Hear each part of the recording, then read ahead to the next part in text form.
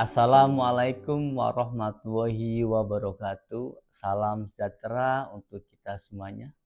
Perkenalkan, nama saya Kamsidik, Sarjana Komputer Magister Manajemen. Saya adalah dosen di program studi Manajemen S1 Fakultas Ekonomi dan Bisnis Universitas Pamulang.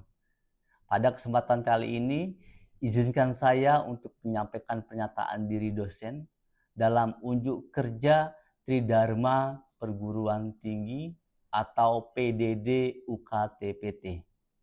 Adapun pemaparan ini merupakan salah satu syarat untuk mengikuti sertifikasi dosen tahun 2026.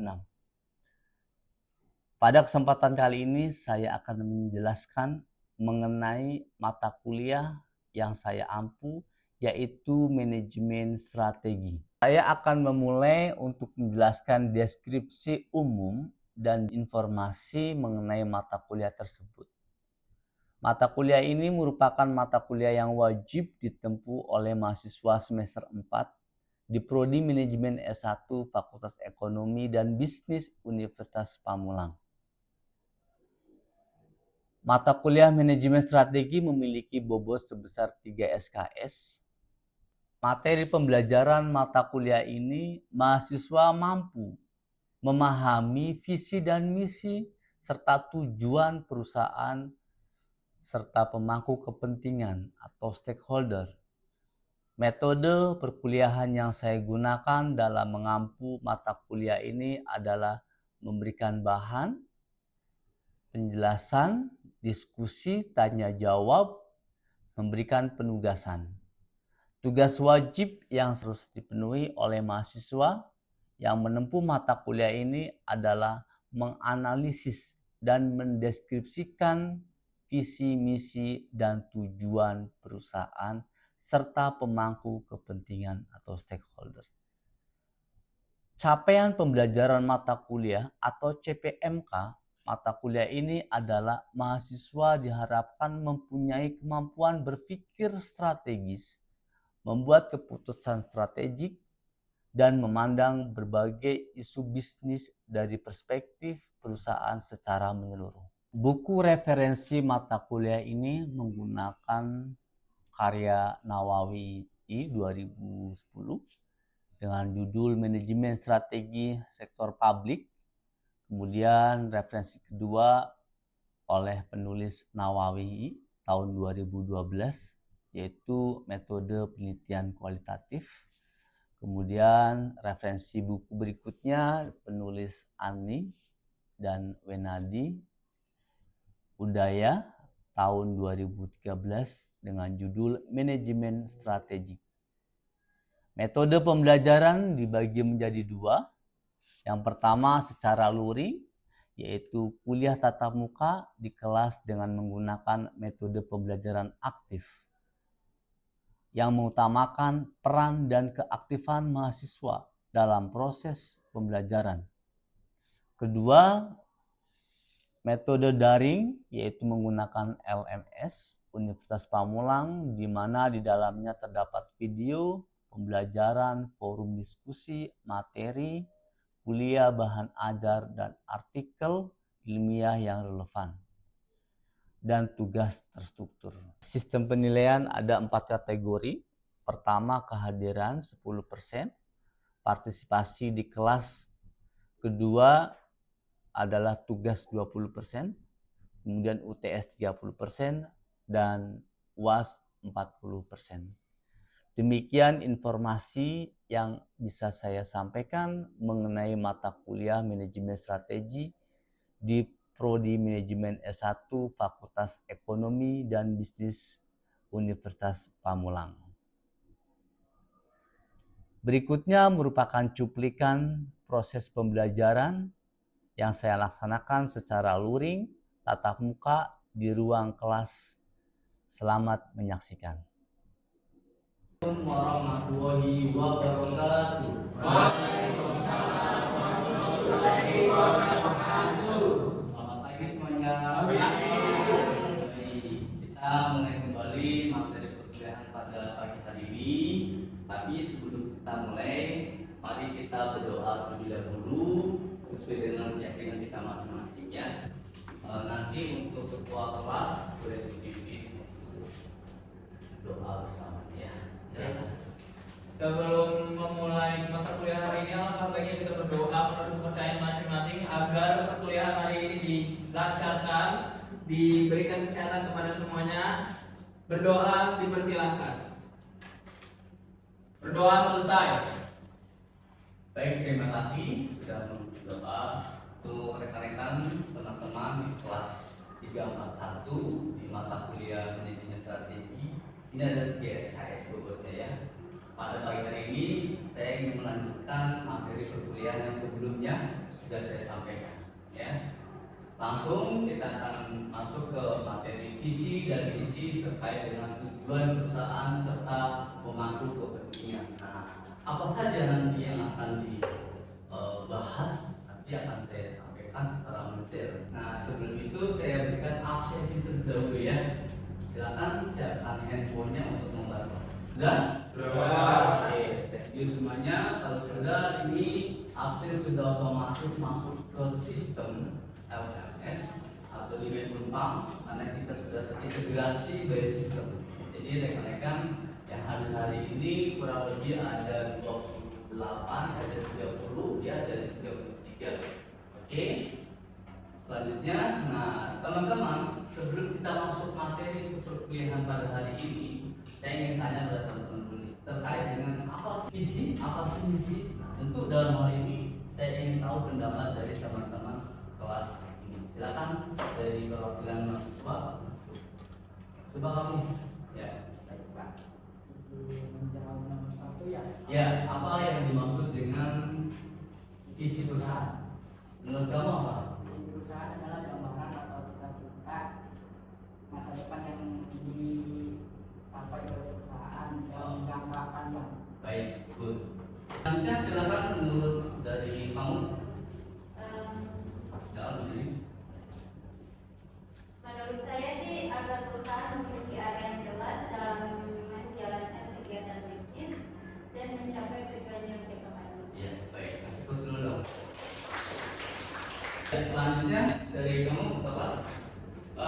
Menurut saya untuk pertanyaan ketiga, apa yang dimaksud dengan misi perusahaan yaitu pernyataan mengenai alasan keberadaan perusahaan serta kegiatan utama yang dijalankan, Pak. Baik, kasih terus dulu. Jadi sudah disampaikan pendapat dari teman-teman ya, ada 3 mahasiswa itu dalam hal ini sangat bagus ya. Dan saya ingin uraikan terkait dengan visi misi dan tujuan fondasi strategis perusahaan tersebut. Setiap organisasi yang bertahan dan berkembang memiliki satu kesamaan, arah yang jelas ya. Dokumen ini membahas bagaimana visi misi dan tujuan menjadi kompas hidup perusahaan serta peran vital pemangku kepentingan dalam mewujudkan. Jadi gini teman-teman, dalam hal visi dan misi itu penting sekali ya. Ini hal yang sangat penting, yang sangat urgent, yang sangat vital. Kenapa? Karena ketika perusahaan atau industri tidak memiliki suatu visi dan misi serta tujuan, maka tidak memiliki arah target tujuan mau kemana, mau seperti apa, ya, goalnya apa, mau internasional atau nasional atau industri ingin mencapai profit sebanyak-banyaknya. Definisi misi sebagai panduan operasional nanti akan saya sampaikan juga terkait dengan tidaknya, dan ini akan saya uraikan lebih jelasnya. Jika visi menjawab pertanyaan kemana kita ingin pergi, maka visi menjawab pertanyaan mengapa kita ada di sini. Ya, apa yang kita lakukan setiap hari. Visi adalah alasan fundamental sebagai keberadaan sebuah perusahaan, pernyataan yang mendefinisikan bisnis apa yang dijalankan dan nilai apa yang diberikan kepada pelanggan. Jadi gini teman-teman, visi dan misi itu sangat berbeda, tapi ini sangat terkait. Kalau teman-teman melihat suatu perusahaan, di sini kita lihat bahwa misi itu lebih ke operasionalnya, ya, lebih ke apa yang dilakukan dalam setiap hari. Dan teman-teman ketika bekerja di suatu perusahaan atau organisasi harus menggunakan SOP. Apa itu SOP? Standar operasional prosedur. Seperti itu ya teman-teman. Selanjutnya di sini alasan kenapa fundamental, kenapa ini sangat dasar sekali. Karena di sini yang saya ingin sampaikan bahwa misi menjelaskan mengapa perusahaan didirikan dan apa kontribusinya bagi dunia dan sekitar. Kemudian menjawab dari pertanyaan ini bisnis bahwa menjawab secara eksplisit di sini bisnis apa yang kita jalankan, siapa yang kita layani, dan bagaimana cara kita melakukannya. Ya, ketika rekan-rekan menjadi karyawan atau pegawai harus tahu SOP ke depan, ya, harus tahu visi misi seperti apa. Dalam hal ini maksud spesifik itu harus benar-benar terarah, ya, memiliki rule yang jelas. Contohnya misalnya perusahaan itu memiliki target go internasional dalam 1 tahun. Ya, misinya apa? Itu ada hal-hal usaha-usaha upaya-upaya yang nanti rekan-rekan menjadi seorang manajer ini bisa menginstruksikan kepada timnya, ya, mendekati visi-misi tersebut, upaya-upaya yang dilakukan terhadap program.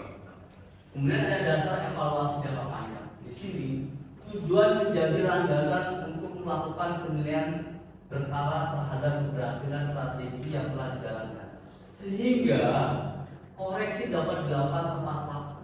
Ya. Nah, ada pemandu alokasi sumber daya dengan tujuan yang jelas.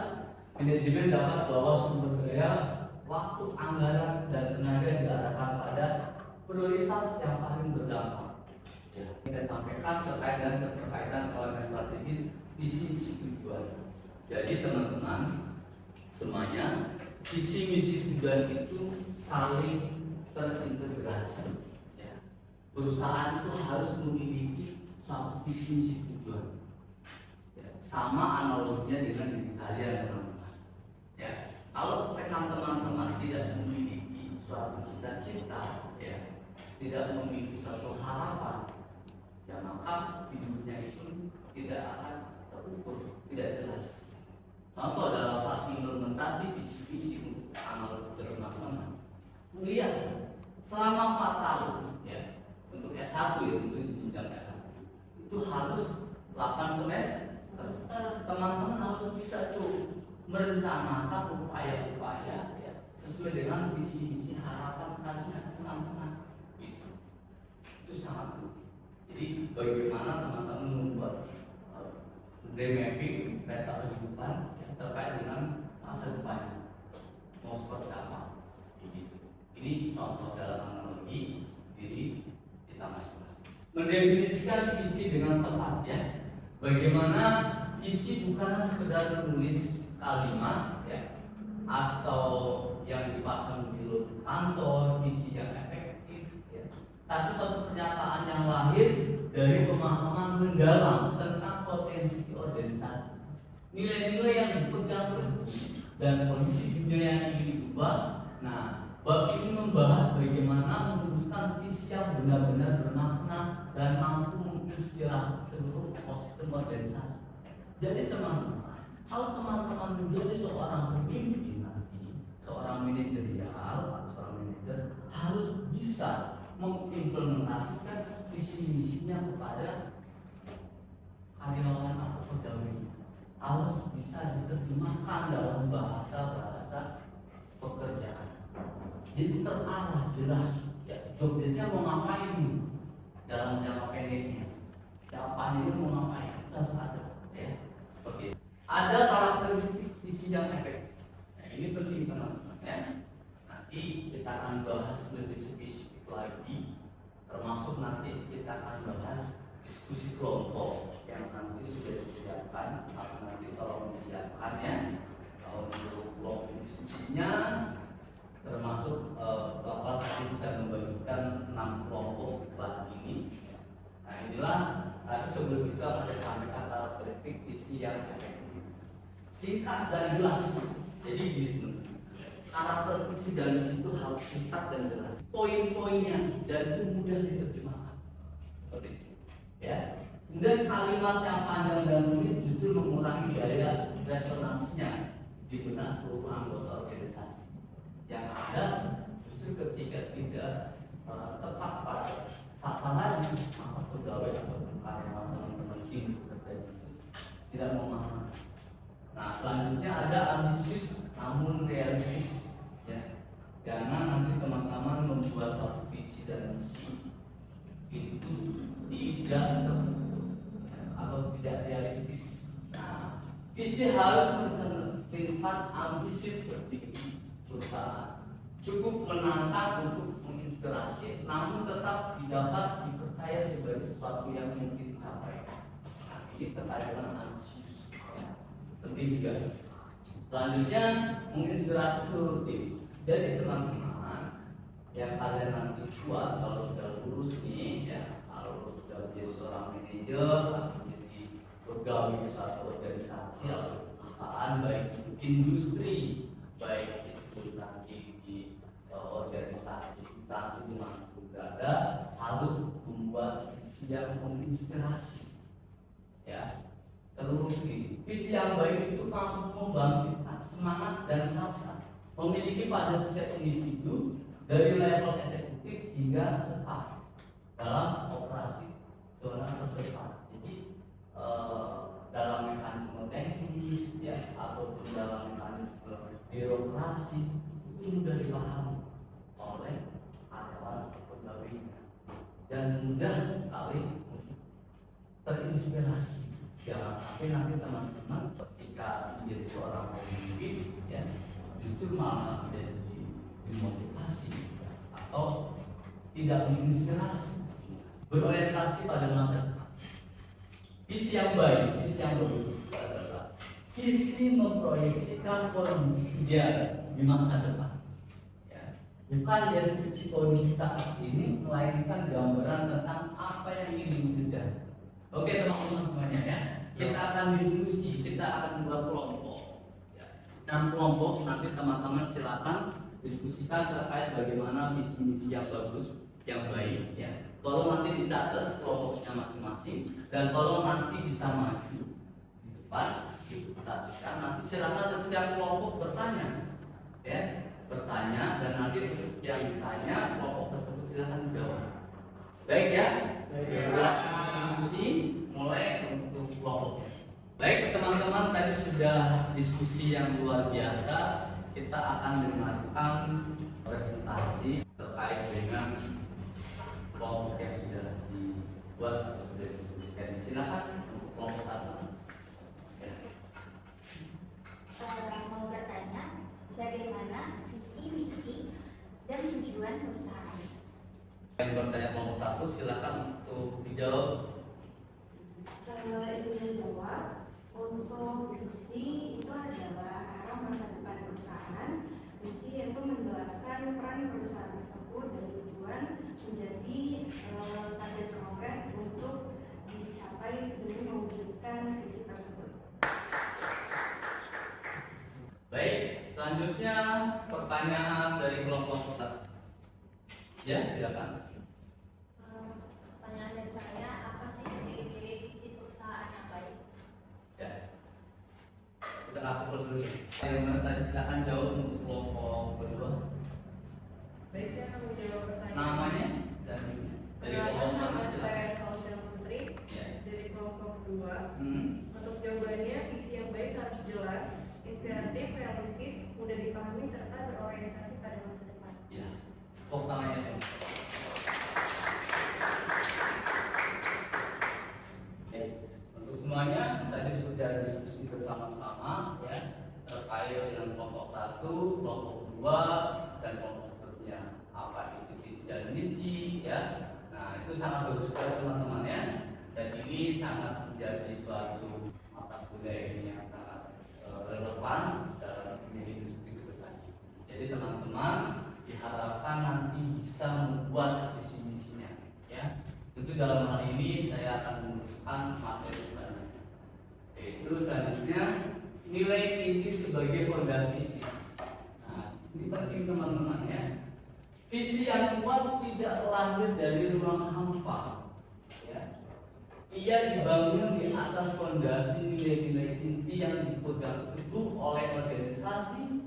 Nilai-nilai ini bukan sekedar kata-kata atau di brosur, tapi melainkan prinsip hidup yang tercermin dalam setiap keputusan dan perilaku seluruh anggota tim. Apa saja teman-teman? Nilai inti sebagai akar pertama ada nilai inti menjadi akar yang menyokong visi agar tidak goyah ketika menghadapi tekanan, persaingan maupun krisis. Organisasi dengan nilai inti yang kuat memiliki identitas yang tidak mudah terdistorsi. Ya. Nah, dalam hal ini membangun budaya organisasi. Ketika nilai inti diintegrasikan ke dalam visi, ia menjadi pembentuk budaya organisasi yang hidup. Karyawan tidak sekedar bekerja, tapi mereka bergerak bersama karena memiliki keyakinan dan prinsip yang sama. Nah, apa saja integritas sebagai fondasi kepercayaan. Jadi teman-teman, ketika nanti ke depan menjadi seorang manajer, menjadi seorang pemimpin, itu harus mudah dipercaya. Ya. Jadi jangan sampai kepercayaan teman-teman kepada bawahan tidak yakin, tidak sesuai. Nah, berikutnya adalah inovasi sebagai semangat bertumbuh. Jadi teman-teman harus punya inovasi. Ketika menjadi seorang manajer, menjadi seorang pemimpin harus punya inovasi. Ya. Berikutnya yaitu kolaborasi sebagai kekuatan kolektif. Nah, ini penting. Ya. Dan selanjutnya ada peran kita sebagai tanggung jawab masa depan, menentukan sasaran dalam misi. Teman-teman, Anda rekan-rekan semuanya di sini harus bisa menentukan sasaran. Nanti apa saja yang akan saya sampaikan dalam menentukan sasaran? Yang pertama ada mengelaborasi potensi penuh. Ya. Kemudian ada menjadi arah strategis. Kemudian ada fleksibilitas namun konsisten. Nah, ini teman-teman harus punya ya sasaran umum dalam visi, termasuk tadi visi yang efektif itu menggambarkan seluruh kapasitas. Ya. Apa saja kapasitas organisasi yang ingin dimaksimalkan baik dari sisi pasar, kapabilitas, namun dampak sosial yang baik. Dalam elaborasi potensi penuh, di sini visi yang efektif adalah menggambarkan seluruh kapasitas organisasi yang ingin dimaksimalkan. Jadi dalam visi yang efektif kita menggambarkan itu perusahaan itu mau kemana, mau dibawa kemana, dan mau bikin seperti apa. Gambarannya seperti itu. Mau baik itu skala nasional atau internasional. Nah, selanjutnya menjadi arah strategis. Visi menjadi panduan saat strategis diimplementasikan. Itu memastikan bahwa setiap inisiatif dan program yang dijalankan berkontribusi pada pencapaian gambaran masa depan yang telah ditetapkan. Artinya apa? Di sini teman-teman memiliki arah strategis yang jelas dan bisa dikontribusi. Kontribusinya terhadap apa? Terhadap kliennya, terhadap lingkungan, baik itu internal ataupun eksternal. Fleksibel namun konsisten. Nah, inilah yang kadang perlu diterapkan dalam suatu perusahaan. Tetap harus fleksibel di sini dan konsisten, ya, selalu dikerjakan agar tercapai visi dan misi. Ya. Dalam pembahasan materinya adalah terkait dengan sebagai indikator kinerja. Jadi gini teman-teman, di sini ada indikator kinerja bagaimana menurunkan visi target konkret. Yang pertama, kemudian yang kedua bagaimana menjadi KPI organisasi. Jadi tujuan yang baik diturunkan menjadi key performa indikator yang dapat dipantau secara rutin oleh manajemen di semua level, baik itu level pimpinan, baik itu level staf dan birokrasi lain seperti itu. Ya. Nah, kemudian ada dasar pengambil keputusan. Disinilah teman-teman nanti bisa lihat setiap keputusan strategis harus dapat diuji dengan pertanyaan apakah ini membantu kita mencapai tujuan yang telah ditetapkan. Nah, ini pentingnya. Kemudian selanjutnya ada alat evaluasi berkala. Tujuan yang terukur memungkinkan manajemen melakukan evaluasi, ya, periodik yang objektif dan berbasis data, bukan sekedar intuisi. Nah, teman-teman, dalam hal ini perlu adanya evaluasi. teman-teman menjadi seorang pimpinan manajer di suatu perusahaan itu perlu adanya evaluasi. Dalam hal bisa lihat program kerjanya, evaluasi tahunannya ya. Inilah pentingnya. Kenapa teman-teman itu harus evaluasi, karena lihat visi-misi itu sudah mencapai atau belum, terukur atau belum. Ya, ini akan menjadi satu bahan pertimbangan ke depan. Dalam setahun ke depan, perusahaan yang teman-teman pimpin ini akan menjadi lebih baik dan bagus tentunya. Ya, oke, baik teman-teman, karena waktunya sudah akhir, kita akan berjumpa lagi, ya, di minggu yang akan datang. Tentu dalam hal ini teman-teman kita berikan tugas di rumah, mau kan? Ya sebenarnya mau nggak mau memang itu suatu kewajiban ya buat rekan-rekan untuk bagaimana lebih banyak menganalisis serta literasi dalam hal ilmu atau gitu ya. Nah silakan teman-teman tulis nanti atau bisa kerjakan di rumah terkait dengan bagaimana membuat visi-misi serta tujuan ya di dalam satu perusahaan itu. Ya dilihat dari lingkungan yang ada di sekitar, gitu ya. Teman-teman bisa analisis yang ada, kemudian nanti bisa ditulis. Nanti di minggu depan kita akan jabarkan semuanya untuk diskusi di pertemuan selanjutnya. Oke ya teman-teman ya. Sampai di sini perjumpaan pada hari ini dan kita akan berjumpa lagi di minggu depan, pertemuan depan dengan suasana yang lebih harmonisasi, yang lebih asik dan menyenangkan. Sekian dan terima kasih. Bila itu hidayah. Assalamualaikum warahmatullahi wabarakatuh. Demikian deskripsi singkat serta cuplikan proses pembelajaran di mata kuliah manajemen strategi yang saya ampu mengenai kinerja pengajaran yang saya lakukan, khususnya di mata kuliah manajemen strategi di program studi manajemen S1 Fakultas Ekonomi dan Bisnis Universitas Pamulang. Saya mengucapkan terima kasih kepada seluruh tim penilai dan panitia sertifikasi dosen tahun 2006, khususnya dari Direktorat Sumber Daya, Dirjen Dikti, dan Ristek, Kemendikti Saintek Indonesia. Tidak lupa juga saya mengucapkan terima kasih pada Universitas Pamulang, Fakultas Ekonomi dan Bisnis, Program Studi Manajemen S1, rekan kepegawaian Universitas Pamulang, rekan sejawat dosen, dan mahasiswa. Demikian yang dapat saya sampaikan. Atas semua kekurangan diri saya mohon maaf yang sebesar-besarnya. Wabillahi taufiq walhidayah. Wassalamualaikum warahmatullahi wabarakatuh.